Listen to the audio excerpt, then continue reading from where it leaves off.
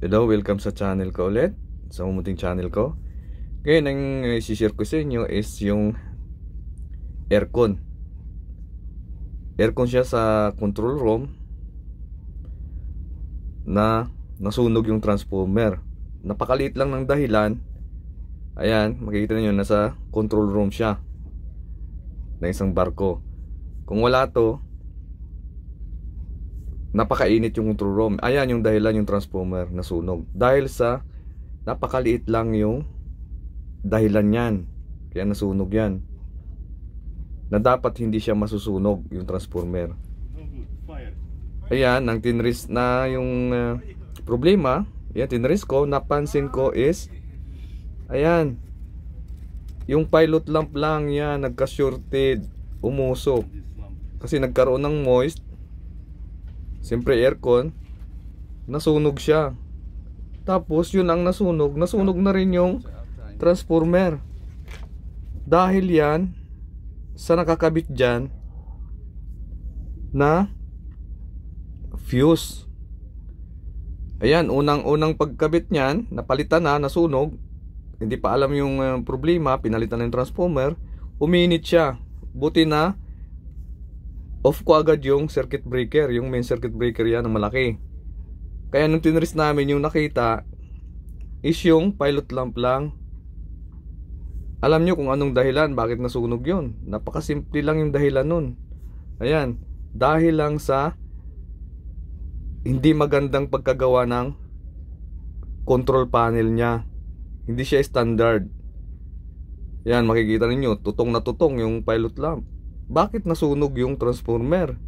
Mayroon naman mga safety device dyan na fuse or circuit breaker, yung control circuit nya.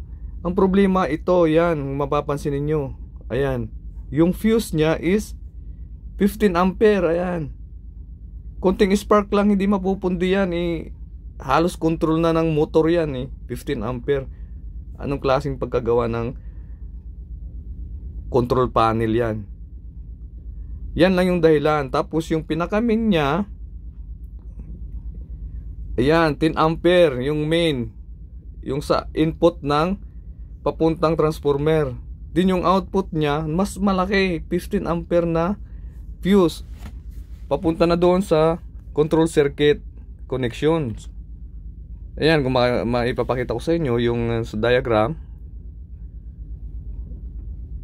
Sa bagay, matagal na rin siya bago nasira.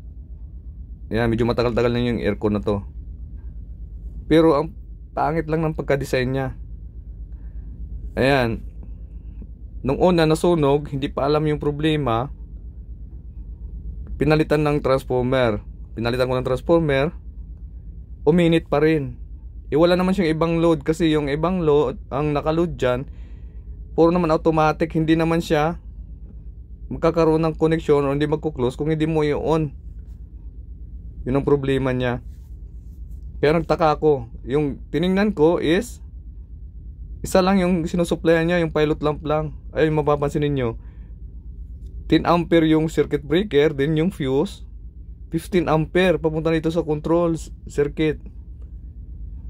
Then yung nasa unang line na yan, yan yung pilot lamp, power source. Yan lang yung nagka-problema. Nasunog na po yung transformer dahil lang sa hindi standard yung nakakabit na fuse at saka breaker. Lahat ng linya na yan is open kasi puro automatic yan. Ito sensor lang naman to, yung thermal sensor. Pag sobrang init yan, mag-o-open, mamamatay pa rin yung control. Yung duda ko una ito, pero nagtiningnan ko is open yung contact doon sa taas. Hindi pala siya yung problema. Ayan, makipapansin ninyo, puro open, open. Bakit nagkaroon ng short? Kaya yun ang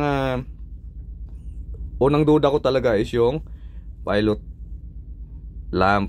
Yun ang problema, yung power source na indicator lamp nya. Ayan, puro open siya. Pag hindi mo siya in-on, hindi siya mag-close, hindi siya mag-automatic kapag walang power. Kaya yun talaga yung pilot lamp yung duda ko. Kaya yung tiningnan ko, yun ang nakita ko.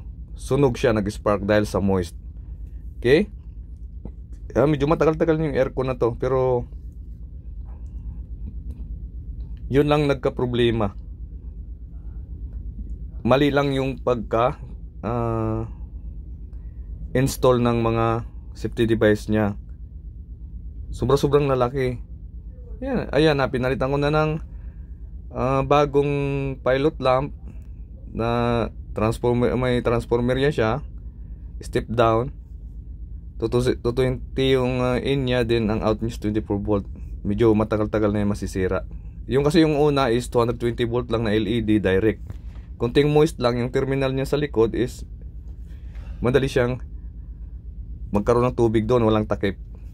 Okay, ayan, papalitan ko na lang. Yung gagawin ko is papalitan ko na rin ng circuit breaker yan, yung dalawa na yan.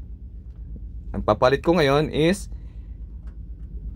4 ampere yung sa main niya, sa input papuntang transformer, din 2 ampere lang yung output niya papuntang control circuit, I mean. Yun na lang.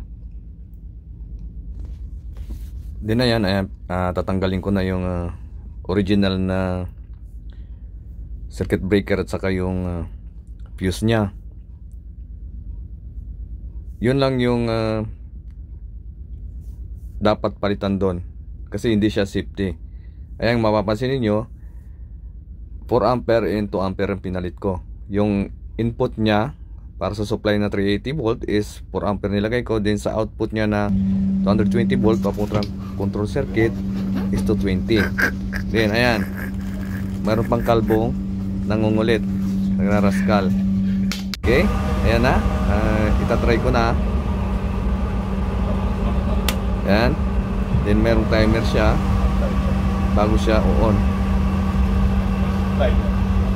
Okay, ayun, nag-on na yung main magnetic contactor niya, gumana na. Ngayon medyo safety na konti kaysa dating design niya. Then kung mapapansin nyo rin, sa mode sa brand niya pa lang is huwarang kwenta na agad. old model na style pa to. Ayan, dahil lang dyan sa pilot lamp na yan, nayari pati yung transformer. Buti lang may spare. Kung wala, yari. Sana agilap na naman. Then ito yung pinaka-control na rheostat niya, yung controller niya. Ayan, ayan. Okay, ayan, solved na yung problema. Ito lang siya yung problema, yung pilot lamp ng power indicator light niya. Nagka-short lang siya doon sa likod, kaya pinalitan ko na lang ng ibang klase, yung may transformer type. Yung 220 volt yung in niya, may out siya na 24 volt. Ayan, ayan, medyo matibay-tibay siya.